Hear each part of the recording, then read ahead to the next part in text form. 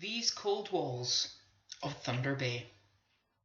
Written and read by James Warrender. Chapter 1. Do you really care? Or are you just making small talk? Well, to hell with you, I'll tell you anyway. Me, I'm George Elsner. I am 2 years older than my brother Stanley. We heard horror stories about this place when we were growing up in Ireland. This place? Thunder Bay Prison. The gates of hell. Home. You know, whatever you want to call it. It was the place our mother used to threaten to have us sent to when we were bad. It didn't really work. If we were bad, she'd send us to New York. Hardly. But that was our dream. No, not being sent to the worst prison in the world, but to go to New York. Start a new life in a new country. We always said that one day we would make it. Lucky enough we did. Stanley? Well, he was the apple of Mother's eye. He could do no wrong. Believe me, he could do no wrong. He was the worst one out of the both of us, but he got away with it. I'll always remember when we were younger and we were playing ball outside Mother's backyard. We were always both so excitable and Stanley got carried away. He kicked the ball and it smashed the kitchen windows. By the time I looked back round to Stanley, he had run off. He was hiding in the trees. I got the blame, of course, and the beatings for it. We didn't have an easy upbringing, but who the hell did? An alcoholic, abusive father, a strict mother who cared more about her family's reputation than the family itself. If you knew what we had to put up with, you could see why we ended up here. Here? Home? Well, for me anyway. Stanley never got used to the place. He always said he was innocent and worked day and night to try and find how to get out. Every day he spoke of that wife of his and said that one day he would get back home to her. We left the family home as soon as we could. I was 18 and Stanley was 16. We set to work right away doing anything we could. We shined boots for a living at one point, for Christ's sake, and what did we get for it? Beans! We fought hard to make a living and to try and keep a roof over our heads. It wasn't always that easy, though. We lived on the streets for a year. It was around this time we began thieving. We were only thieving to live, nothing else. The odd loaf of bread, maybe an apple every other day. I can honestly say I wasn't proud of it, but we did what we had to do. Stanley hated it. He said he would rather starve than nick from the honest people, as he would call them. Stanny, I would say, these people aren't honest. They are thieves. We are just making our way the best we can. The words, I'm sure, were lost on him. It was in a cold, abandoned house one evening that we met Carter. He was our saviour. He got us onto the right track. The rain was lashing down on us and we had to take refuge.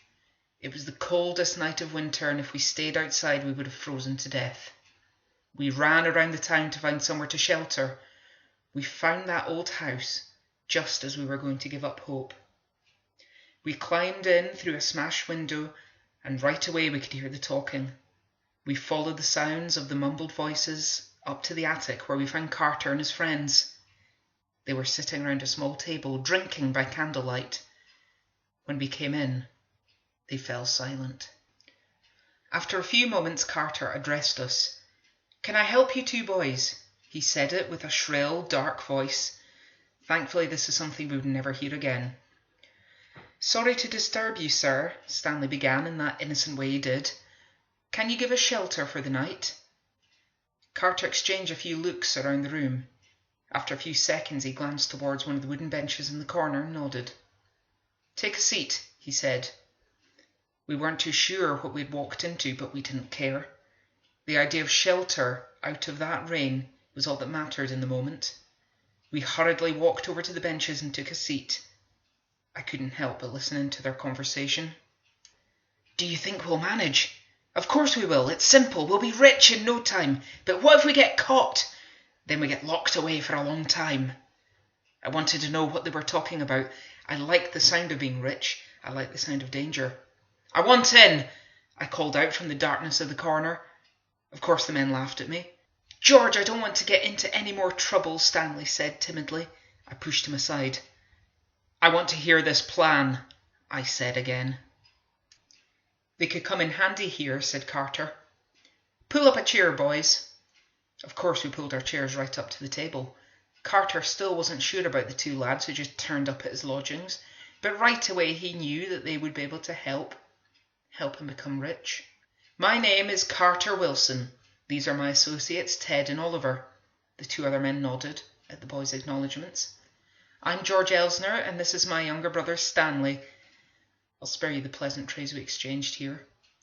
"Boys," Carter began, "you found us at the right time. The three of us used to run some of the most popular public houses and inns the country has ever seen. Of course, this prohibition law has shut us down, and we're living on the street, left to die as far as law cares. We're going to fight back." I like the sound of this already. Fighting back against the law, the big man, the ones that put us and them in the gutter. "How are we going to get back at them?" Stanley asked, sounding a bit more upbeat about this than he did before. "We are going to open an underground pub for people, the working men, those who want a drink at the end of his day," Carter said. "And we want 2 more people on board to help us." "What can we do?" I asked. "You are going to help us get the supplies, the beer. We've got a supplier, and we know the perfect place to set up. We just need 2 people to transport the beer to the pub and take the empty barrels back to the supplier as we need," said Carter. I loved the sound of it. Stanley, though, as ever, had his reservations, but I just ignored him the best I could. I knew he would follow whatever I did. "We're in," I said. We discussed the cut of the money and shook on it. This chance meeting gave us hope, which we had never really had in our lives. Hope for a future, and hope for a life out of hell. Little did we know it was our one-way ticket through the fiery gates that would slam tightly shut behind us and never open again. The pub? Okay, it wasn't what I or Stanley expected. It was damn hard work. It was a dark, damp and horrible little dungeon, underground, just off from 43rd Street. But it was popular, well, as popular as it could be without anyone getting wind of it. We would work under the cover of darkness, where we would head over to the supplier to collect the barrels. We would then have to make our way back down the closes and alleys to take it to the pub. And we never got caught, and I never know how. We always missed all the drinking and the excitement of the pub. We were bringing in the supplies, but it always sounded like people were having a riot.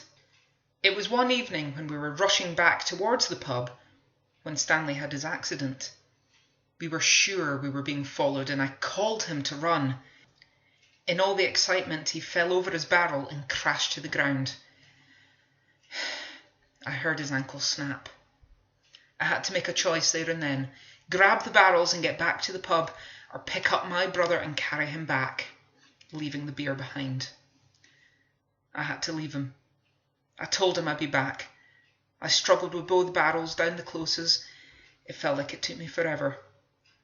When I finally arrived, I burst through the doors. The place fell silent. I dropped the goods, and I shouted, "Stanley's down! Quick, we've got to go back for him!" 2 of the other guys from the bar came charging out the door with me. We ran like none of us had ever ran before, back along the winding roads and the closes. We turned the last corner, and there he was, lying on the floor, where I'd last left him. It was at that moment I realised that I can never leave my brother again. "I'm so sorry, Stan. I'm sorry that I left you." Stanley was nearly blue with the cold. He was shaking and his ankle was obviously broken. We took him right over to our doctor. I remember thinking that I hoped it wasn't beyond repair. I'd hate to think that my brother would never walk again. We made our way to the doctor's house. I knocked on the door, and there was no answer. I knocked again, but with much more desperation this time. "Hello!" I called out. From the distance I could hear some movement behind the door. A small figure appeared towards the glass. "Dr. Haddon, I presume?" I asked. He took one look at us as he opened the door and invited us in. The next few hours were hell, total hell. Dr. Haddon got right to work resetting Stanley's ankle. He screamed and shouted the place down as the doctor pulled and stretched his foot trying to get it back into place.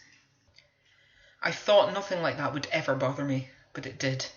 I felt ill watching it, but as the hours passed and Dr. Haddon managed to reset Stanley's foot, it was put in one of those splints and he was told to rest it up for 8 weeks.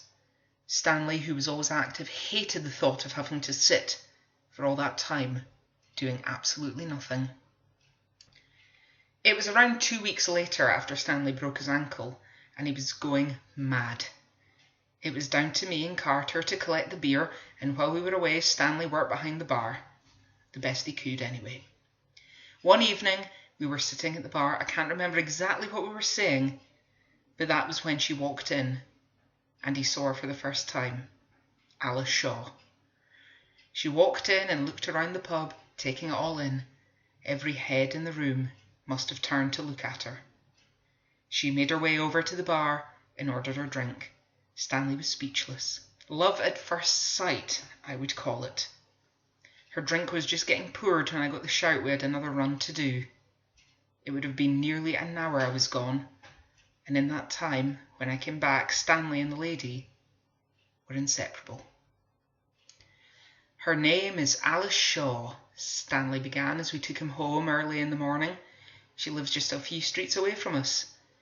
To put it bluntly, Alice Shaw was all that Stanley spoke about for the next month, non-stop. We could all see he was madly in love, but he was too scared to say anything to her. As the weeks went by, they got closer and closer, and as Stanley's ankle began to heal, he was able to take her out more and more. Hell, he even took her dancing one night. Actually, it was that night where he was finally able to pluck up the courage to tell her that he loved her. And she didn't run a mile.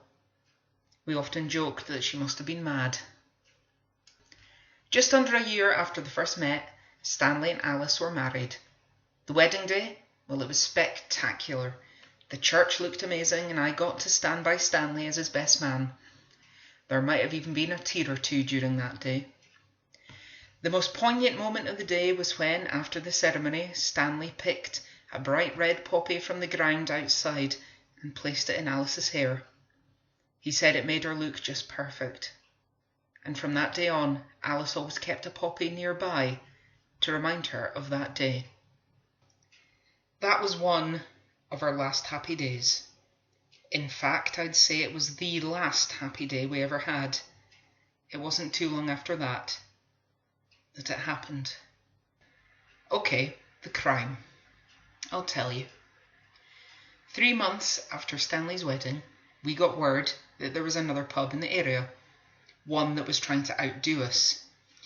It was a Tuesday night, and we were all at the pub serving, having a good drink and a good laugh, when Carter came running in. He slammed the door shut, which caused the whole place to fall silent. Shouting out, he cried, "They're coming! They're going to try and finish us off." "Who are?" Stanley asked. Alice stood and grabbed hold of Stanley's arm. "Who's coming?" she asked. "The Harrington mob. They want to close the pub down," he replied. The Harrington mob?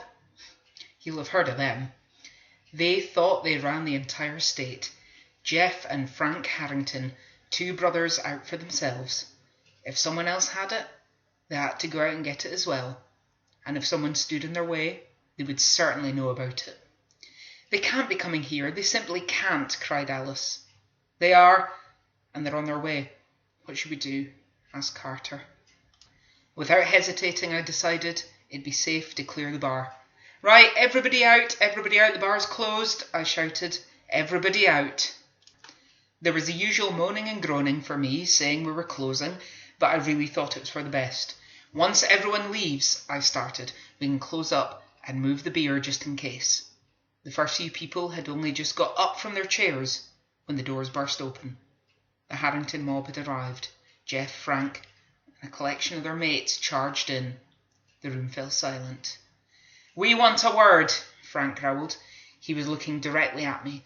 I had to step forward. "Yeah, and what the hell do you have to say?" I barked. "You are on our turf. This is going to be our pub now. Jeff said. I kept eye contact, refusing to be intimidated by him. I hoped we could have a peaceful outcome. I really, really hoped. One of the mob guys began walking round the room, taking a look around. He was taking everyone in, not missing a detail. His gaze settled on Alice. He slowly walked over and kept glaring. He raised his fist and struck her hard in the face. After that moment, I couldn't tell you what happened. It was a fight like I've never seen before. People were getting attacked, there were glasses smashing and people crying out. I was involved, of course I was. I had a knife, and I hoped to only use it if I really had to. It all happened so quickly, too quickly. Jeff and Frank were dead, lying in a pool of blood. Good God, it happened so quickly. The mob retreated. We had won. I wish we hadn't won, because our prize was a one-way ticket to hell. The police soon arrived.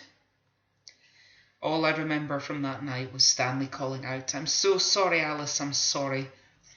As the police took me, Stanley and Carter away, Alice ran after us. She grabbed a poppy and put it in Stanley's pocket. "I'll wait for you," she said. "I love you," he called back. It was time for us to start our sentence. It was time to enter the one place that not even the rats would enter, a place of sorrow and hate. It would be a long, long time before we'd see daylight again as free men.